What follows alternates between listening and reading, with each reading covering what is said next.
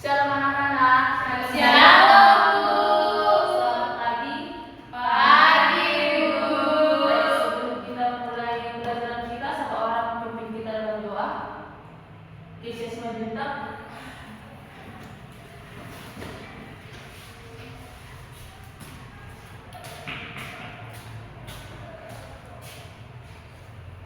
Mari kita bersama di dalam Tuhan.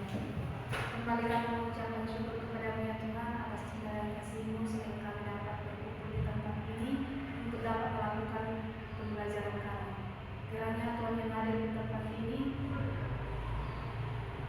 dari awal pertengahan hingga pada akhirnya nanti. Terima kasih ya Tuhan dalam nama Yesus. Amin. Ada yang harus anak-anak? Tidak, Bu. Baik, topik kita atau materi kita pada hari ini yaitu karya Allah dalam keberbagaian. Coba dianalisis apa itu keberbagaian. Keberbagaian itu nggak tahu. Tahu. Sebenarnya keberbagaian itu adalah keberbagaian, tapi dalam bahasa buku itu dijelaskan dibuat dalam bahasa keberbagaian. Baik adik-adik, pembahasan kita untuk pada hari ini yaitu tentang pembahasan mengenai karya Allah dalam keberbagaian. Nah, di sini pembahasan ini sangat penting karena bangsa Indonesia adalah bangsa yang majemuk yang terdiri dari berbagai suku, budaya, daerah, agama maupun kelas sosial. Masih banyak lagi orang yang berpikir bahwa hanya dirinya atau kelompok sukunya, kelompok agamanya maupun kelompok bangsanya yang merupakan kelompok terbaik dibanding dengan yang lain. Nah, pemahaman seperti ini berpotensi merusak kerukunan hidup atau masyarakat individu. Manusia diciptakan Allah dalam berbagai keunikan, antara lain yang pertama warna kulit, ciri-ciri fisik. Kita sudah tahu kan bagaimana apa yang disebut dengan ciri-ciri fisik, mulai dari bentuk muka. Kita tahu bentuk muka pun berbeda-beda.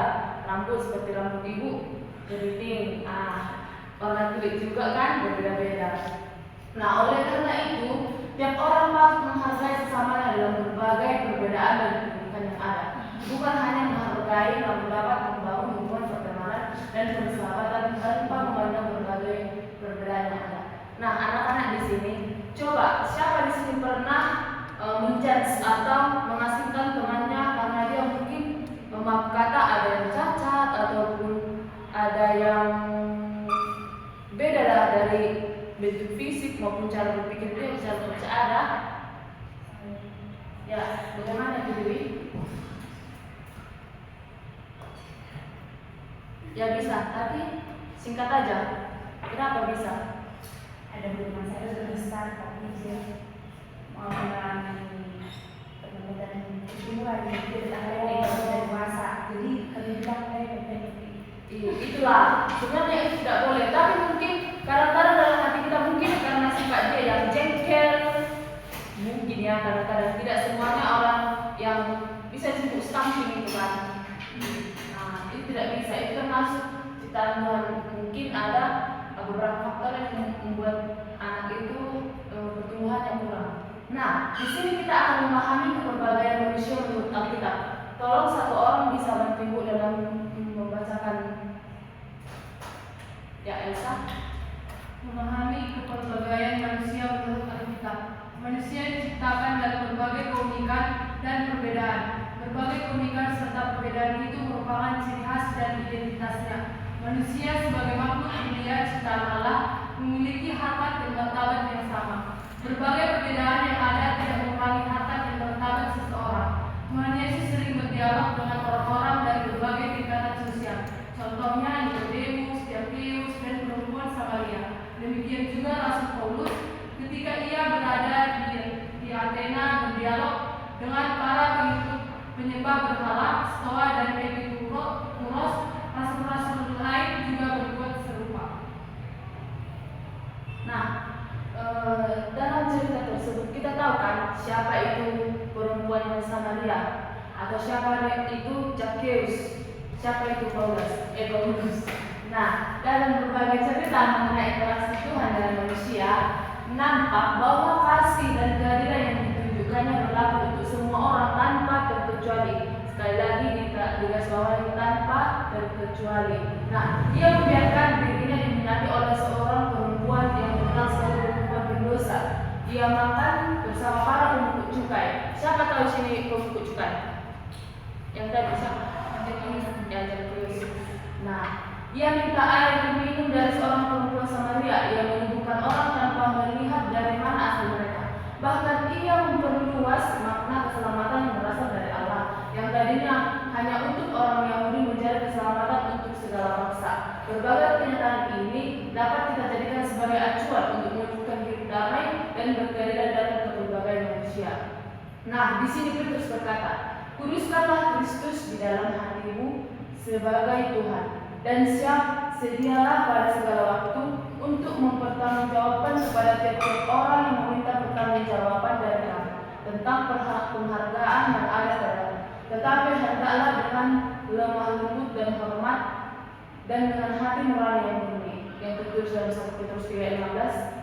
Nah, di sini membahas kutipan dari Alkitab bagian tersebut jika dikaitkan dengan topik pembahasan pada pelajaran ini ada makna yang mendalam. Nah, di sini kita akan menganalisis, kita akan memberi pendapat. Coba kita nggak usah membuat kelompok, atau bisa kita buat kelompok? Bisa. Nah, enggak Bu.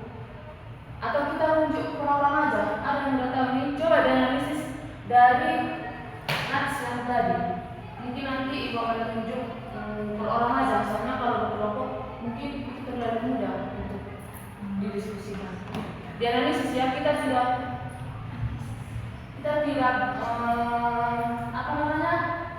harus benar-benar sekali, tapi intinya kita paham arti dari nats tersebut.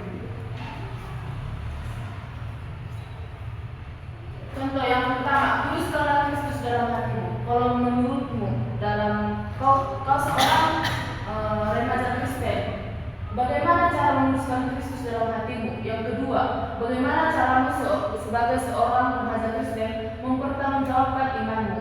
Nah, yang ketiga, bagaimana cara seorang remaja Kristen lemah lembut dan hormat serta hati yang murni dalam kehidupannya sehari-hari? Coba siapa yang bisa dianalisis? Mungkin nanti Ibu bisa beri poin atau nilai tambahan untuk ujiannya nanti.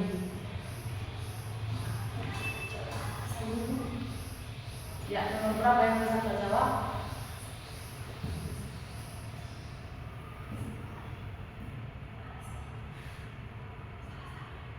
Kelas 10. Ibu yang nomor A, yang Agus menulis dalam hatimu, saya mendapatkan, tapi beda-beda saya mendapatkan. Bagaimana bertanggung jawabnya sebagai remaja?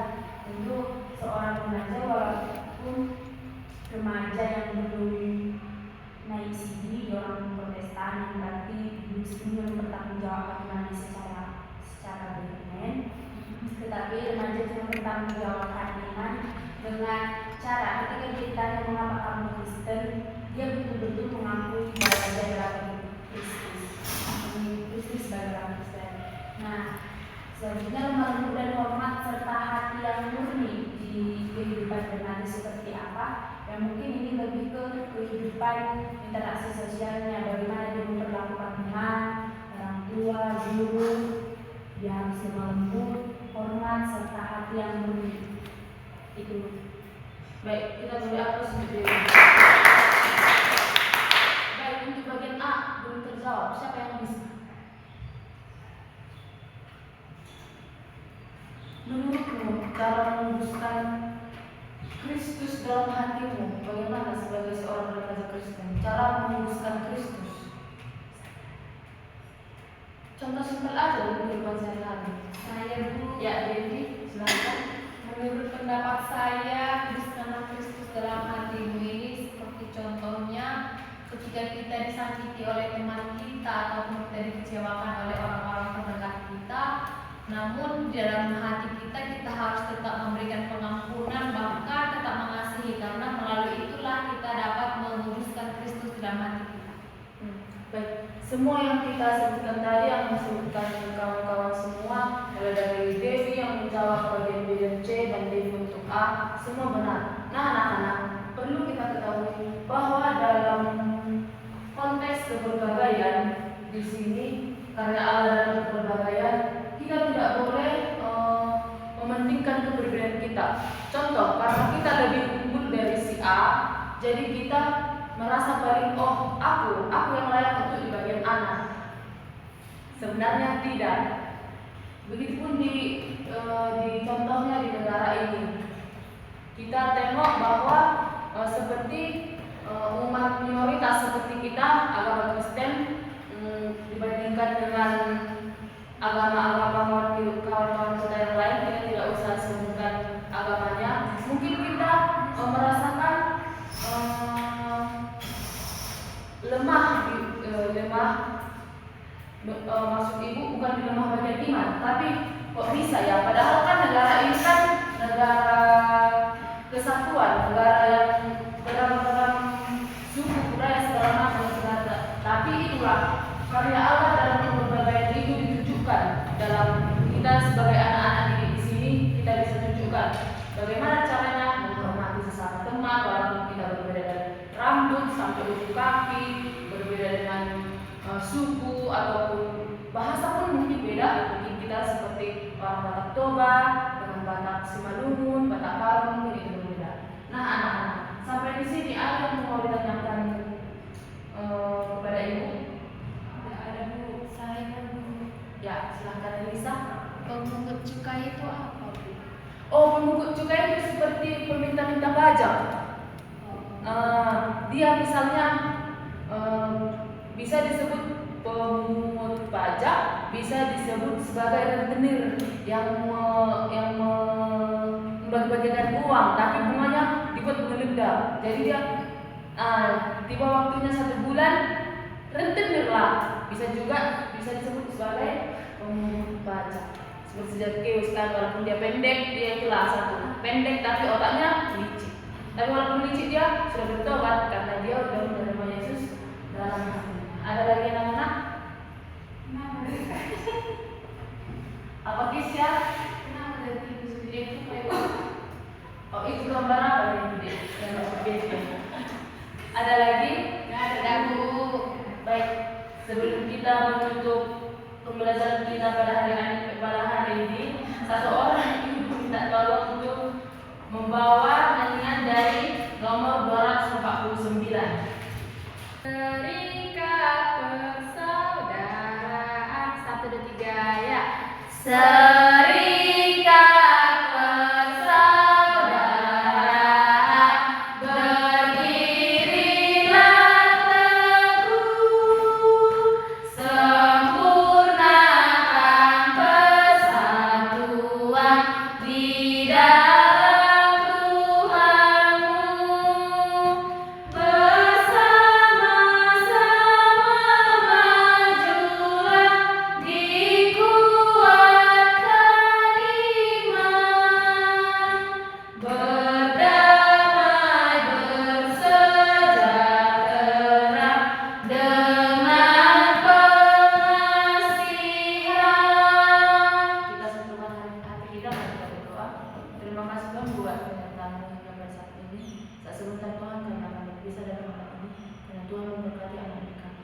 Terpuji dan Tuhan hari ini, esok kekal abadi sampai selamanya. Amin. Sampai jumpa di pertemuan minggu depan yang akan datang. Baik, Bu.